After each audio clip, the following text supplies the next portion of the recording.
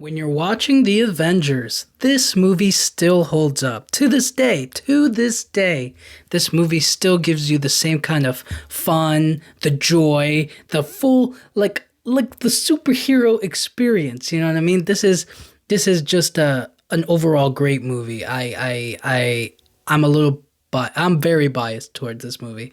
I just have very fond memories, very nostalgic for me, but taking all of that away, I still feel like it holds up. It's definitely one of the big blockbuster movies of it. I'm not gonna say it's like.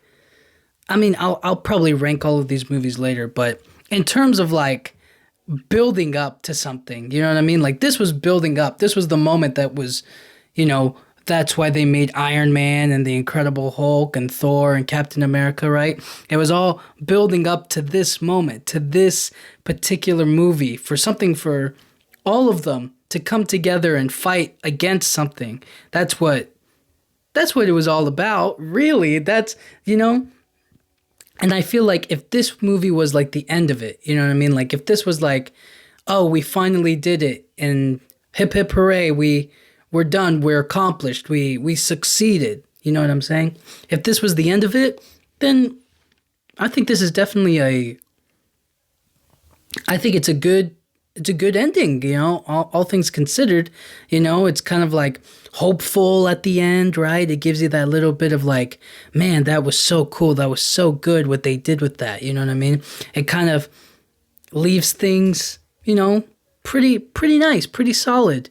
But lucky for us, it kept on going and it's still going. So I think it's really cool that what this movie did, that started, has become a global franchise. It really has. It's shown that time and time again that it builds up to something. You know, this storytelling builds up to something, and I really like it. I think it's pretty cool what they've been able to do with this movie.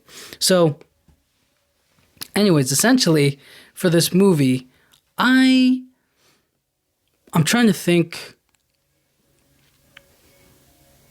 what order they all come in. Oh, well, actually, it starts off with just like Nick Fury and Shield, and them working with the Tesseract, and then Loki arrives. And I have to say, Tom Hiddleston did it again with this movie. He does an amazing job as Loki. He's very menacing in this one. Even I'm glad that they gave him more screen time to work with in this one. His dialogue is absolutely top tier. It's not over the top like it was in Thor. I feel like in Thor it was really big and over exaggerated a bit. It felt like I'm speaking specifically about the scene that he has with he has a scene with Odin, and he kind of like goes from 0 to 100 like very very out of nowhere, and it was just like, hold on, we're building up. And this one, he's a lot more calm. He has like a lot more of a he has a good, you know what I mean? He has that like a bravado. He just has that essence about him. Is like he has all the cards, you know what I mean? He holds all the cards, and he knows exactly what's going to happen, and he does throughout most of the movie.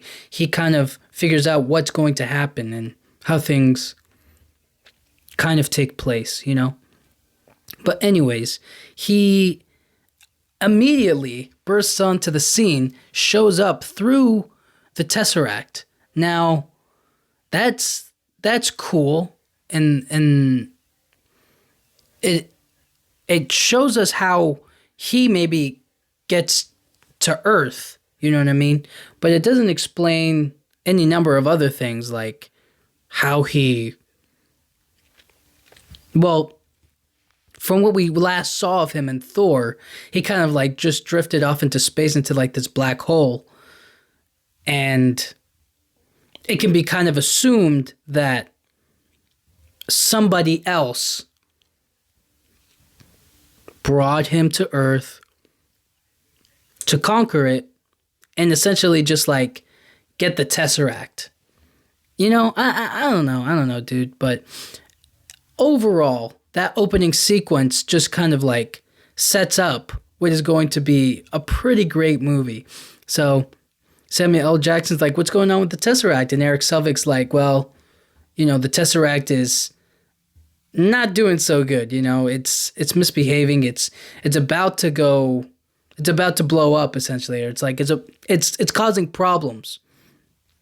So then Nick Fury's like, well, what can we do? And he's just like, well, I don't know what to do. And then he's like, Hawkeye, why aren't you doing something? And then Hawkeye's like, well, I'm up there hanging out, doing my own thing. You know what I mean? Keeping my distance where, like, you know what I mean? That's where I live. And he's just like, well, something's going to come out of that thing. And then, boom, out comes Loki. And it's basically a fight for the Tesseract. That's all this movie is really about. It's like, how can we fight and keep the Tesseract? But anyways, Loki comes out. He has this spear, this scepter, okay? He takes one look. I'm telling you, just one look at Hawkeye. And he's like, you have hot. And he touches his chest and he turns him into like one of the bad guys. Like he mind controls him. And I thought that was kind of funny. I was like, yo, you just met this guy and you're already like, you have hot. And he touches his chest. And then they get into like this high speed chase with Agent Hill. And they start fighting. Oh, and Nick Fury gets shot right in the chest. And then he just pulls the bullet out. I was like, what? I had no idea how he did that. And then he was still doing like a bunch of other things. So I was like, whoa, that's crazy. But anyways, Nick Fury and Loki have like, I like the dialogue between Samuel L. Jackson and Tom Hiddleston. I feel like they really utilized Samuel L. Jackson in this movie. They put them against each other, and it was really cool to see how they interacted with one another. So anyways, Loki and Hawkeye now mind controlled. Dr. Eric Selvig is under mind control as well. He's going to be used. And they escape with the Tesseract, and then Nick Fury's like, all right, we gotta, you know what I mean? Let's you know what I mean? We're getting ready to go to war right now. This is what it's all about. What are we gonna do? We gotta assemble, right? We gotta get the team together. We have to form a team. And then, bum, bum, bum, bum, dude, that theme song changed lives. It's changing lives to this day. Goated theme song. Goated theme for the Avengers. Anyways, I don't remember who do we run into first. I think is it Black Widow? I want to say it's Black Widow, but it could very well not be her. Is it her? I feel like it's her. Because I remember that she does that interrogation scene, which really cool. And yes, I'm going to say it's Black Widow is introduced first. They kind of show us that like she's working or whatever. That interrogation scene was really well done. I thought it was pretty cool to showcase like her being a badass and like being able to take care of herself and fight. At least those like men or whatever. I thought she did a really good job. Scarlett Johansson, round of applause for Scarlett Johansson in this movie. Oh my goodness, she does phenomenal in this movie. She is quite possibly, I mean, all of the characters balance each other very well. Like, I think in terms of like superhero or action movies, she has like, I think this movie cemented her place as like, oh yeah, she's an action female lead, and this movie kind of cemented that, more so than Iron Man 2, because in Iron Man 2, she had like maybe one fight scene, and cool, may not be enough. But in this one, it adds to it. You know what I'm saying? So if the first one was kind of like a snowball, then this one was like, obviously a bigger snowball. But my point being is that she does a great job in this movie, and she has a great motivation and the reason why she's working towards what she's working towards, right? Like, she's not, quote unquote, like, you wouldn't think she's Avengers material, but all of a sudden her friend is put under mind control. It's like, hold on, I have to be a part of this because blah, blah, blah. So anyways, interrogation scene. I mean, the choreography on the stunt work and the choreography on that, very, very impressive, very cool. I like how she broke out of the chair. I liked how she did that. She like kicked the guy in the chest, fell on her back, right, and then kipped back up, all like in one.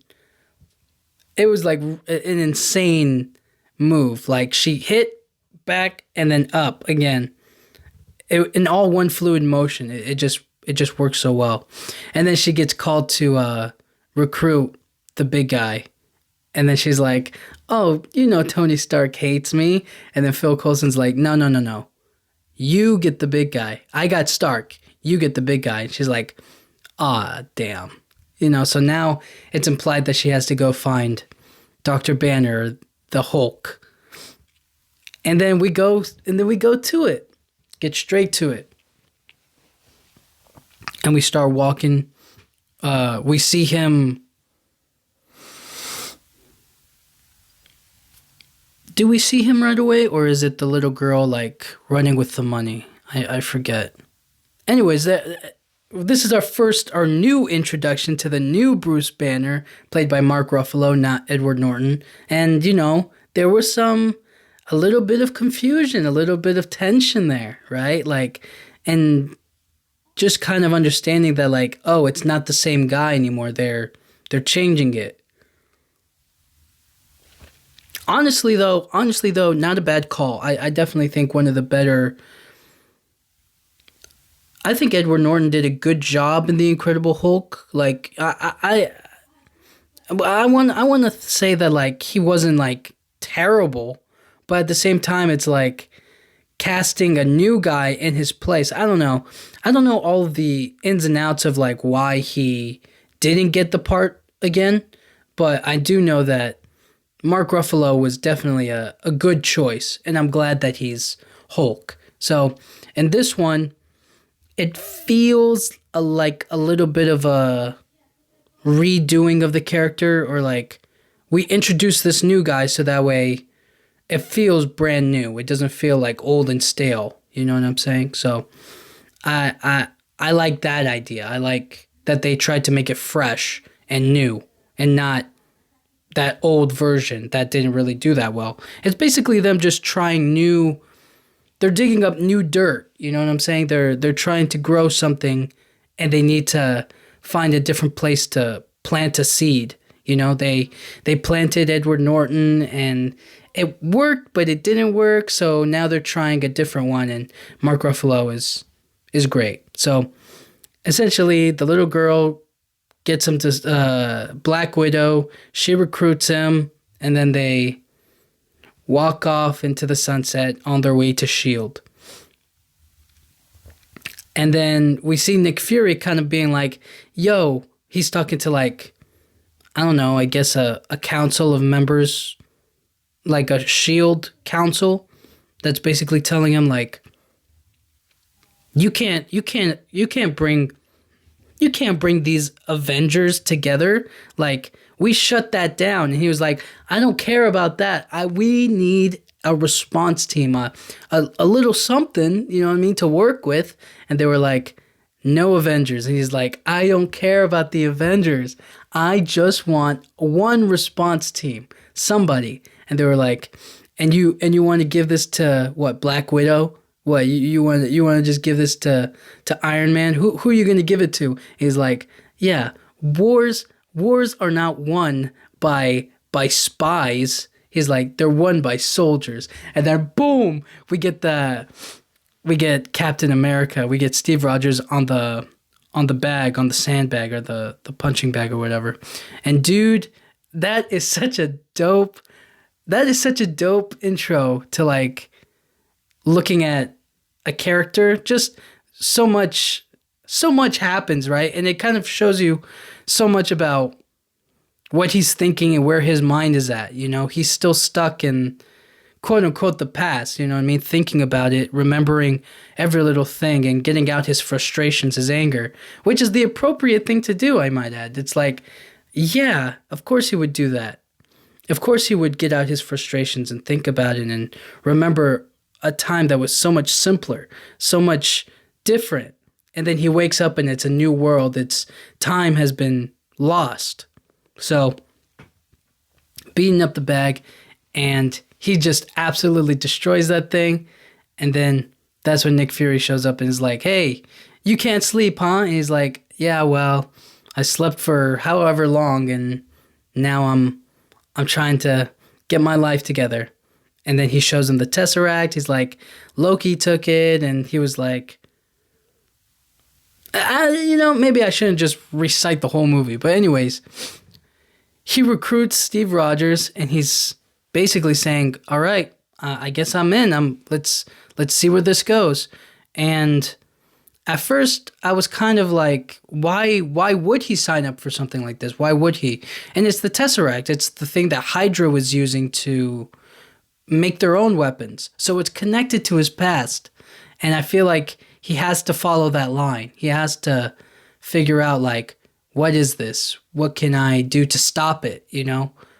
And I think that's a cool motivation for him. Because of course he could. Of course he would. Of course he would choose to stop Hydra's secret weapon or whatever, you know? Even more so than during that time. So now he's kind of like, oh, it's come up again. I want to stop it again. You know, I want to stop it from hurting anybody else. And I think that's a good motivation for him to sign up. Then I think we get a glimpse at Iron Man, and this is where all the, like, you could say that they didn't put much of a budget into anybody else. Okay, the opening scene where like the SHIELD headquarters blows up, like that's some good production money, right? But not crazy, you know what I'm saying? Not overly whatever, all right? And then they go to Black Widow, where she has like a small interrogation scene, right? Then you go to Bruce Banner. They're in India talking to each other. Just two characters talking to each other, nothing crazy. And then Captain America and Nick Fury, nothing crazy. They're in a gym, talking to one another. And then Iron Man shows up and he's underwater fixing something with high tech in his Iron Man suit. And then he pops out, flies into the sky, and flies over to his new building in New York City. That is where the budget is going. They were doing so much that is so funny. Now that I think about it that way. But they were giving Tony Stark all of the sauce. And then he gets to his building with the Stark name on it. And he's talking to Pepper on the phone. Like, he got his girl on the phone. He's a billionaire. He's flying into the sky. He lands on his own building. And then all of a sudden he takes every single step he takes towards the building. And his armor is being taken off as he's walking. I mean, this guy, he right off the bat, you're already mesmerized by this guy. Whether you've watched Iron Man or not, he is that guy. It was so cool. And he starts walking, you know what I mean?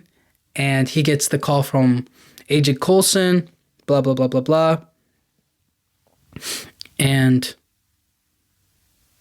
And then he basically gets recruited, overnight.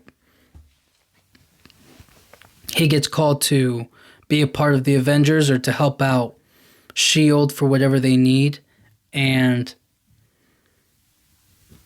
there's some good dialogue back and forth. Obviously, they underutilize Gwyneth Paltrow, which is like, yeah, it sucks, but on the other hand, it's like, what was she really going to do in the movie? You know what I mean?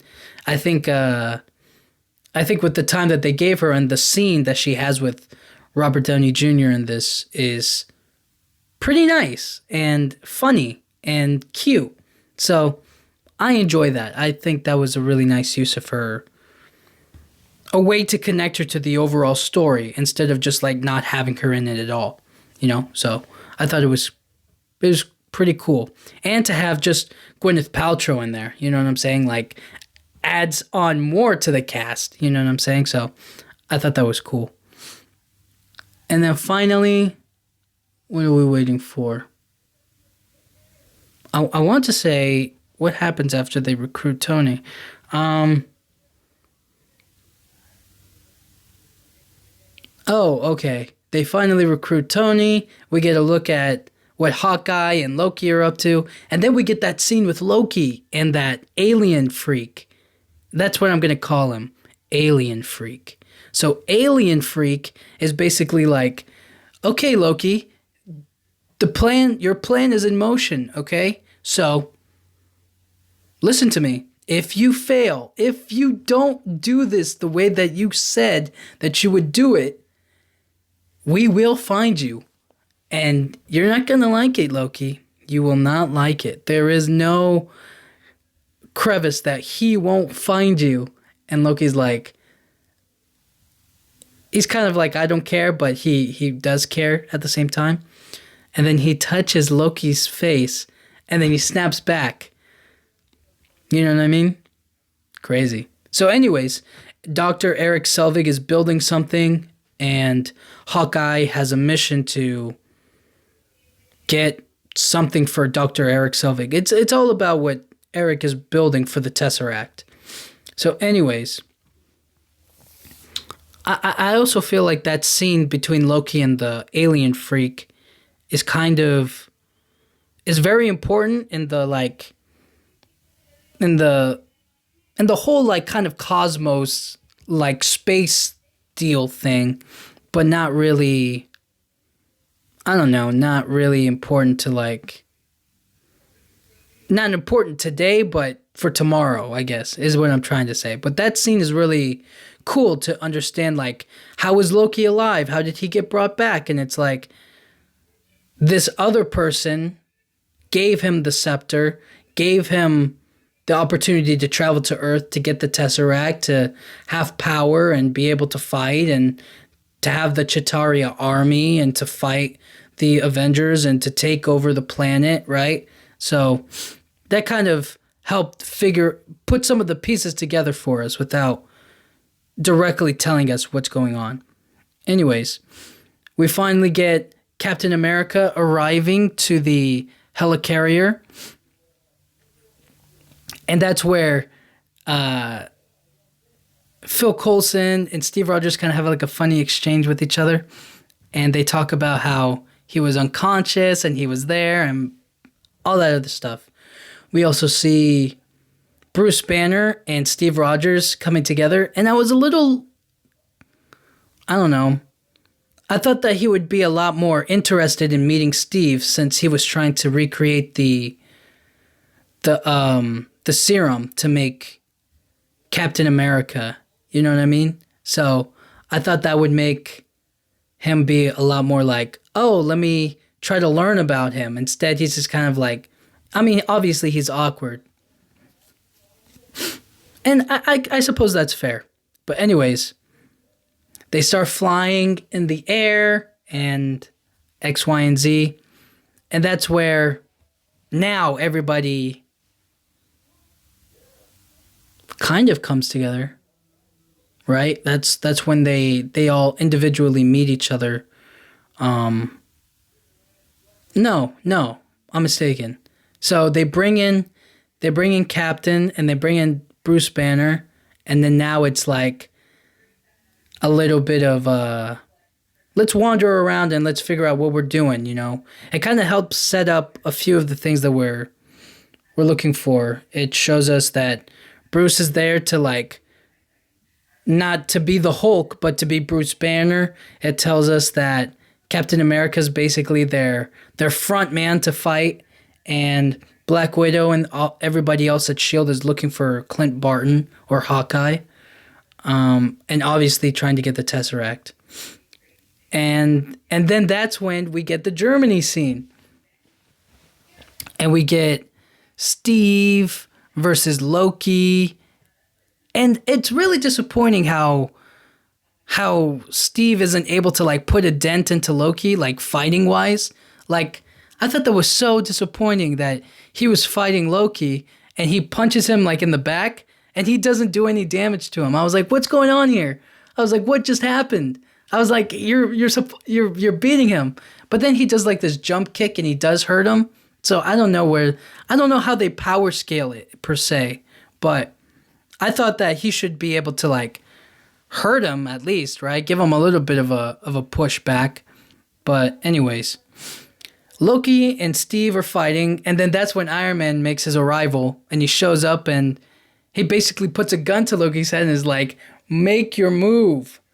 And that's where Captain America and Iron Man meet for the first time. And I thought that was like, obviously Iron Man did a great job with that entrance. That was probably one of his coolest entrances I can think of. What else is there? They take Loki prisoner, and then Thor shows up. And I guess they kind of explain it in the movie, but it's not like a good explanation. It's just kind of like, oh, how did he get here? Dark energy. End of story. Move on with the plot, right? Like they don't really explain it, or like it doesn't really come up again later on. So it's kind of just like, this is how he get here. This is how he got here. They used dark energy to bring him here, and that's that. You know. So I don't know. What else is there?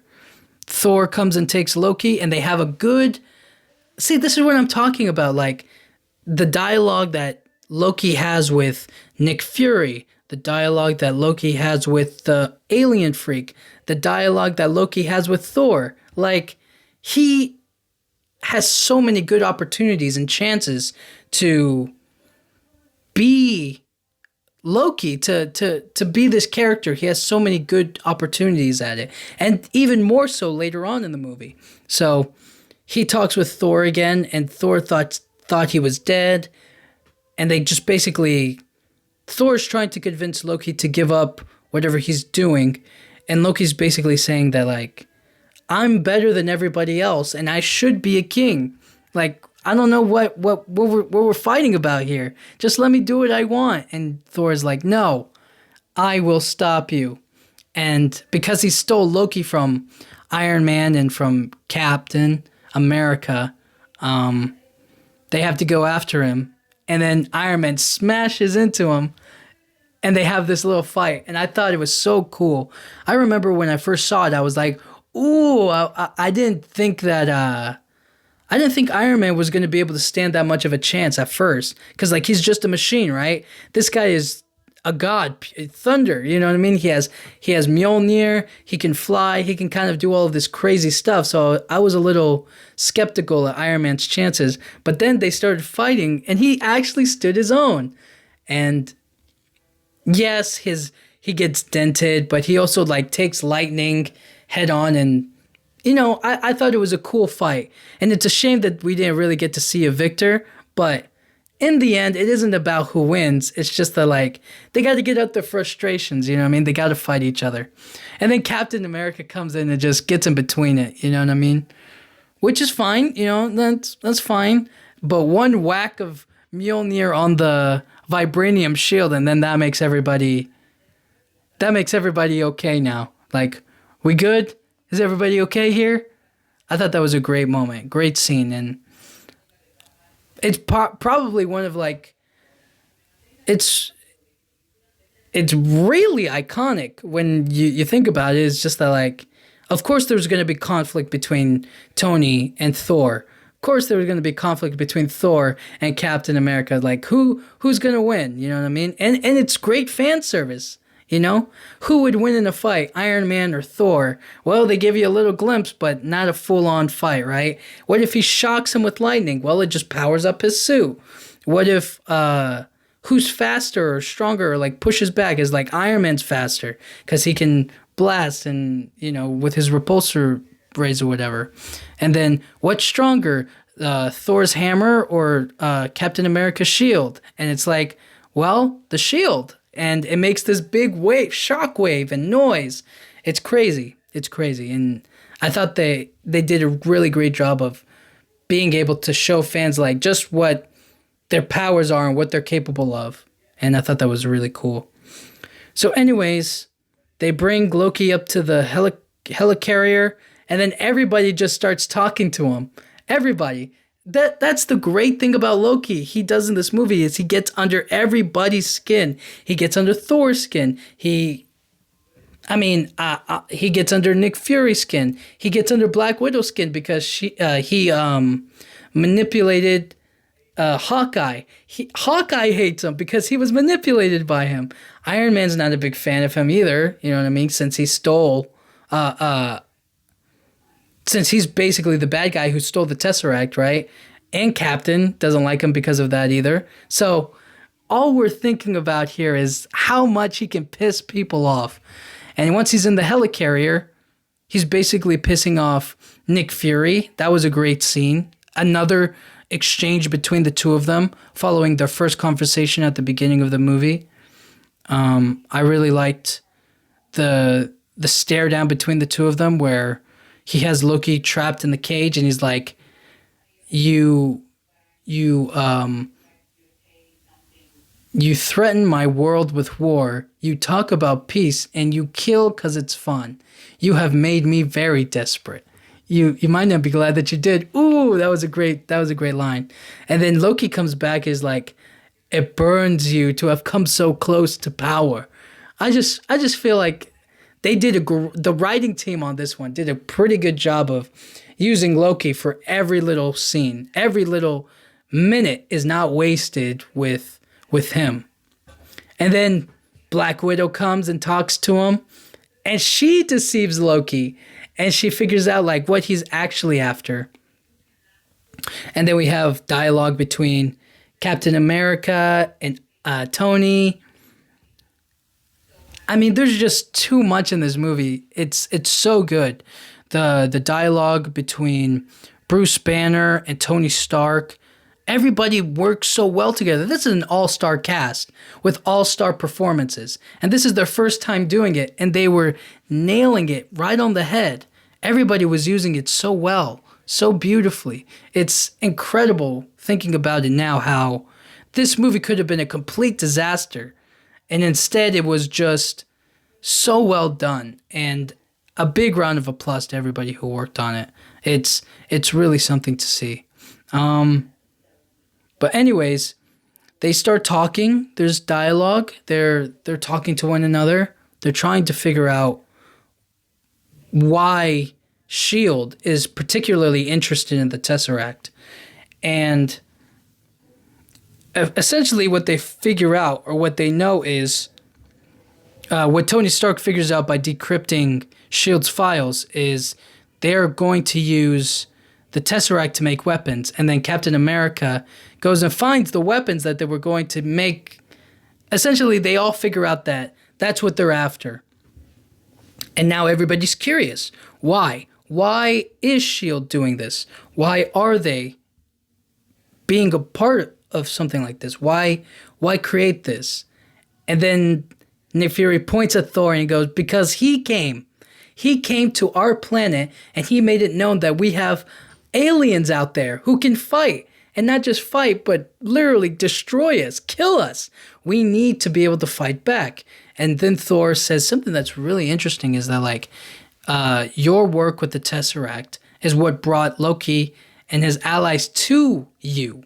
So you're basically saying like, by playing around with the Tesseract, you're basically telling everybody that you're ready for a higher form of war. You're ready for like that that challenge, that battle. And I thought that was a great exchange between everybody. They also did, also Steve Rogers, big man in his suit armor. Take that off, what are you? And then he goes, genius, billionaire, playboy, philanthropist. Ah, man, great, great. I mean, these little moments are always so cool.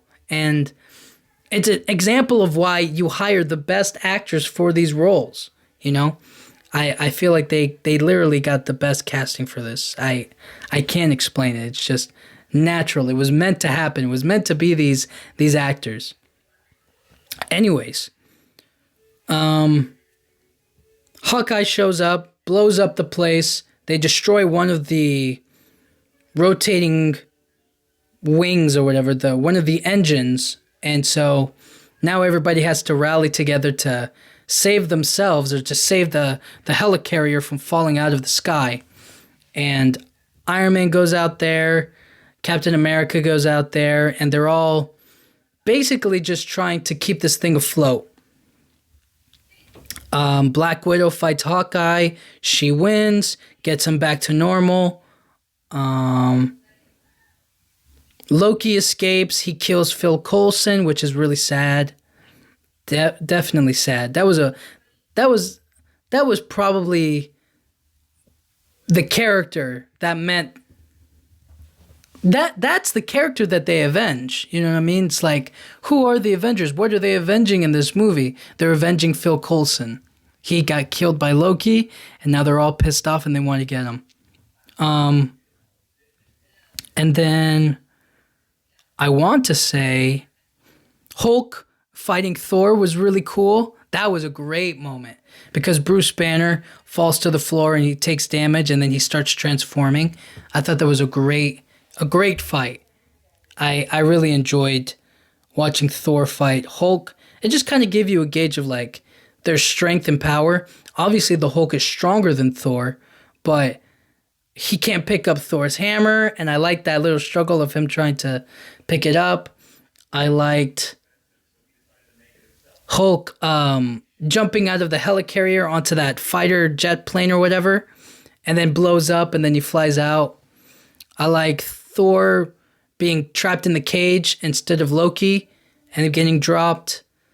Then Phil Coulson died, and then everybody finds out, and it's sad times, sad times. But now it is time to focus for the final battle. And Steve and Tony put their heads together and they figure out that he's going to beat them. He's going to do it somewhere big and showy and flashy. And he's going to do it at Stark Tower.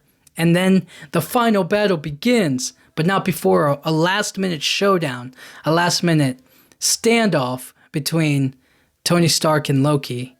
And, dude, again, great moments between two great actors, two great characters. The dialogue just writes itself, essentially. Tony Stark is now threatening Loki without his armor on. And Loki's essentially like, they have a back and forth. And I think that was great work. And then obviously everything that happens after is great action. It's just pure fun. Like, that's just so cool to see everybody finally come together. And then you get that you get that, the 6-person shot, but then they show it in that circular motion with the camera, it's like that, they pan to everybody in that circle with the camera. It was really, really cool. That's just an iconic shot. Really cool. And so they pan around there, and then, bam, that's the money shot right there. They really did that well. So then, finally, S.H.I.E.L.D. decides, you know what we're gonna do? There's aliens coming onto Earth, right? And you would think, let's protect the people, but they chose, let's blow up the city instead. So they send like a nuke or a bomb. And now Tony has to like redirect it into space. sends it up into space. Now, I thought that he was just gonna like let it go and stay on Earth, but instead he goes through the portal hole, and I was like, oh my gosh, that's crazy. I didn't think he needed to do all that, but I guess he did. And they figure out a way to close the portal, and they close it, and at the last second, Tony makes it through. And I was like, dang, they were going to really leave him in space. But anyways, they kill the Chitauri army, the day is saved, and now Tony comes down to Earth, but he's not breathing. His arc reactor isn't shining anymore. Tragic. And then the Hulk screams, and then he wakes up. Great stuff, man. And then they talk about going to get shawarma, but they still have to get Loki. And then they get Loki, and they go out and have some lunch. End of movie. Man, dude, what a great movie. I mean, obviously not the end of the movie, but they get Loki, they get the Tesseract. Thor takes Loki home, where he's going to be a prisoner.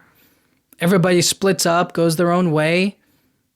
They're a team now, the Avengers are formed, baby. This is what it's all about. What else is there?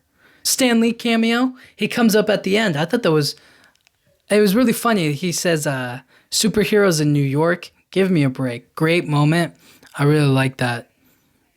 Dude, Stan Lee's the best, man. Let me think. Am I missing anything? Oh, end credit scene. Man, how did I forget this? Well, I guess mid-credit scene. So the mid-credit scene rolls, and it's Alien Freak talking to somebody. Who is he talking to? And then turn, and you see a smile from like a pinkish man. And he's smiling. And that's it. That's the little teaser. Now little old me didn't know who that was, but I could infer that he's the one who helped Loki, and he's the one in charge. So he's going to be the big problem. And then obviously they go out to eat shawarma. End of movie. Great movie. The Avengers holds up. Definitely a great movie. I can't stress it enough that this movie this needed to be a success in order to see if it could be this long-lasting franchise. And it was. It was great. So shout out to everybody who worked on this movie. Great movie. Anybody who says that this movie is awful is lying. It is without a doubt just a good, fun blockbuster movie. It may not be like a Academy Award worthy, or anything like that. It's definitely got some plot holes, and it definitely has some. You can nitpick it to death, but overall, it's just good fun, and I really like this movie. So, yeah. You know what I'm talking about. You've seen The Avengers. Anybody who hasn't seen this movie is probably too young, right? But everybody else, they know it. They know that this movie's great. So, anyways, guys, thank you so much for listening. I'll talk to you guys all next time. Thank you.